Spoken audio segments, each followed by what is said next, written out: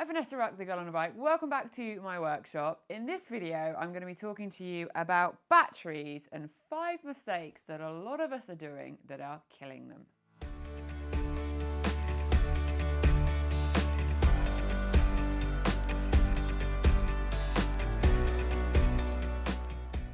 Now, the reason I've decided to do this video is because I just came out to the garage to get my Harley Davidson and take it for its annual MOT. Unfortunately, some of you might not even know that Thug here, my street bob, even exists, because since getting into the off-road, the mud, the desert, poor Thug hasn't really been ridden too much and probably does about 10 miles a year going to get her MOT. And I know about battery health, but anyway, I come out here, I had forgotten to look after her, and I go to start her and she is dead as a donkey. So that means I'm not going to make our MOT. So having this situation come up when I know about battery health has made me think that this is a video worth doing, because battery health is one of the most common breakdowns on a motorcycle, and I don't think we all realise quite how easy it is to make it completely preventative. So I'm going to be going through 5 things to help you look after your motorcycle, or really talk about the 5 mistakes that we are often doing. And I've fallen victim to them myself, right here. And as you can see, there's no battery in this bike, which will become apparent in a little while. Okay, so number 1, the first mistake we have is leaving our bikes parked up like poor Thug and not using them. Batteries naturally discharge power over time, and so while they're sat there, the battery's going to decrease, things are going to drain, and you're going to come to use your motorcycle and you're going to hit that start button, and if you get any noise, you might get a turnover, or nothing actually happens at all, which is what happened with Thug. It was that bad a situation. Now, there's an easy solution to that, and that is having a smart charger, which you plug onto your motorcycle. You can see down here, there's a few extra cables that come to my battery. These really easily wire onto your battery terminals, and I honestly would say anyone with zero mechanical knowledge would be able to follow the instructions on a couple of YouTubes, the manuals, and get these attached to the battery on the motorcycle. That enables you to then have a pigtail, as I call it, which will allow you to connect in a smart charger. That is then going to look after your battery while it's sat still and make sure that the battery is in optimum health. So the second one is having your battery go so flat that you have to jump start it. Now, we've probably all seen situations, particularly with cars in the olden days, before all of the technology in modern cars, something wasn't running and you'd push it, all of that effort, you push the bike along, you jump start the bike, and it would start going again, and you'd use the rotating mass to turn over the engine instead of the battery. The other type of jump starting it is when you hook up your battery with some crocodile clips onto another battery, pull the power from the other battery into yours, and it jump starts your bike, your battery. This video is relevant to any vehicle that has batteries. It's worth bearing that in mind. So when you're listening, don't just think about your motorbike, think about your ATV, your car, your speedboat, whatever mechanics you have.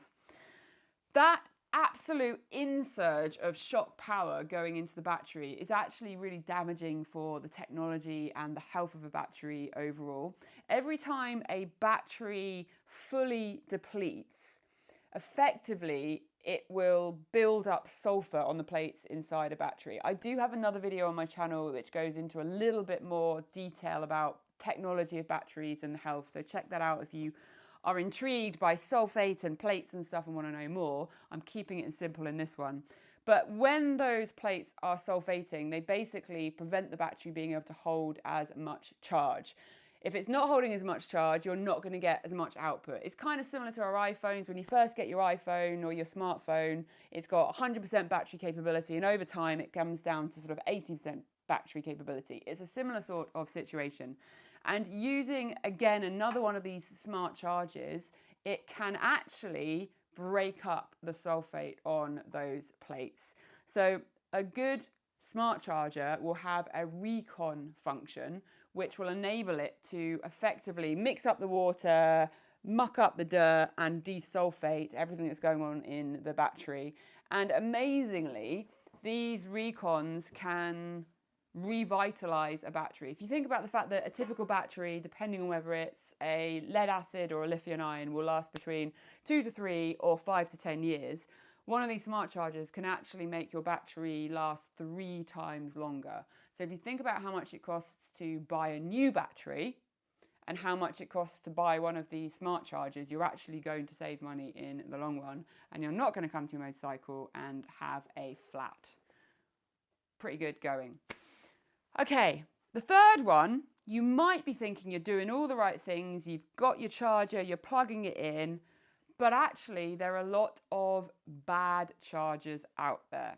And if you've ever heard of the term a trickle charge, then you probably want to double check what charger you're using, because they can do a lot of damage. A trickle charger will effectively plug into your battery and it will just trickle. Power, power, power, power, power, power, power, power, power, power, power. And if you were a full little battery sat there and someone kept going, more power, more power, more power, more power, you're going to get overcooked. And it can be really damaging to the battery. So it's really important to make sure that you're using the right type of charger and a smart charger. So a smart charger is actually going to monitor the battery and allow it to fluctuate slightly. They don't want to be at 100% being fed more all the time, and it enables it to be always ready to go, always have enough charge to start the bike, but not get cooked.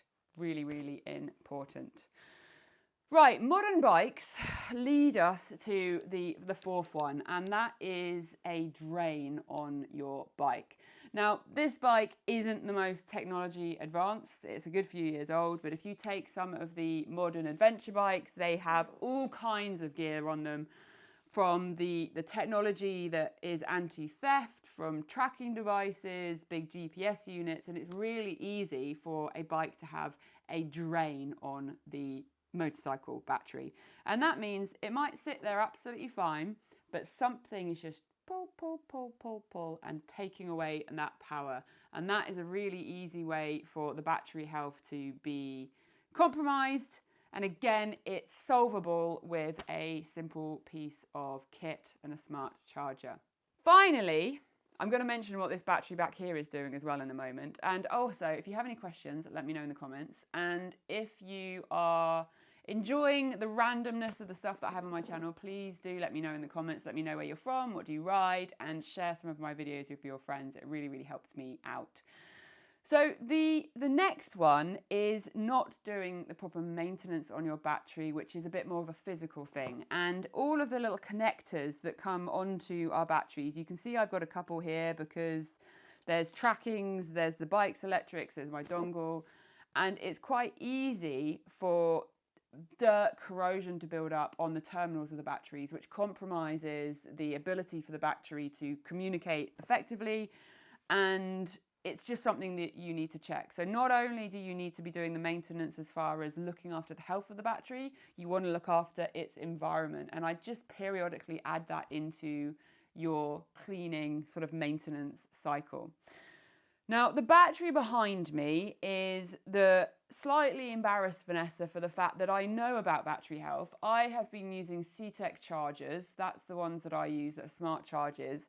I believe the original one that we got for my car back when I first started driving is probably 16 or 17 years old now, and it's still running perfectly, and we use that on those vehicles.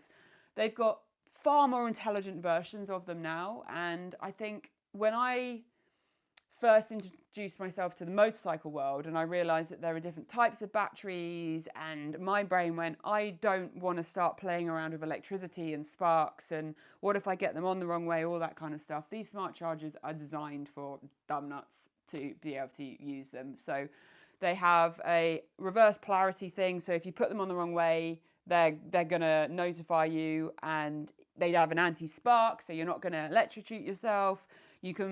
Some of them work on both lead acid and lithium ion batteries, which means you don't even have to make sure you get the right one. You can just put it on.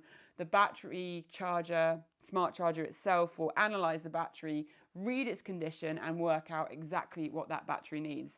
Which leads me to the battery up here behind me, and that is poor Thug's little battery.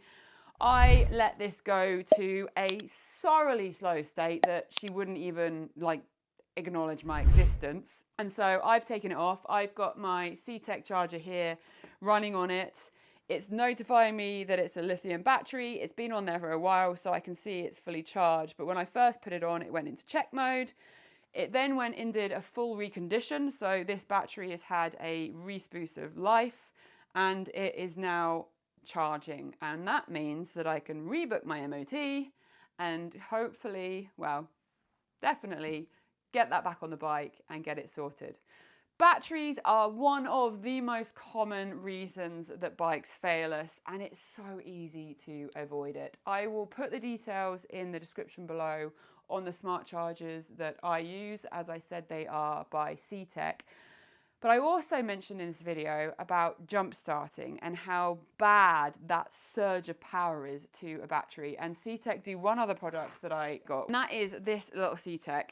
And this will restart a totally flat battery in 15 minutes. So what I'm doing here with Thug is because I have time. I have time to just plug it in. I didn't have to take it out of the bike, but I decided I wanted to do a proper clean on my bike. If you have a zoom in down here, she's in a really sorry state. I'm a little bit embarrassed to even be filming this on YouTube. Go on, give me the abuse in the comments, people, for not making my Harley really, really shiny. I've been too busy getting muddy or riding it and not cleaning it. But anyway, this will intelligently start your battery in 15 minutes, and it works on cars and stuff as well, and that stops it getting that damaging surge of power. I said this was going to be a quick video, so I'm going to stop waffling. I'm Vanessa at TheGirlOnABike. Please hit the bell so you get notifications for future videos, and let me know in the comments if there are any topics that you'd really like me to cover on my channel, and I'll try and get them in the pipeline. Thanks for watching.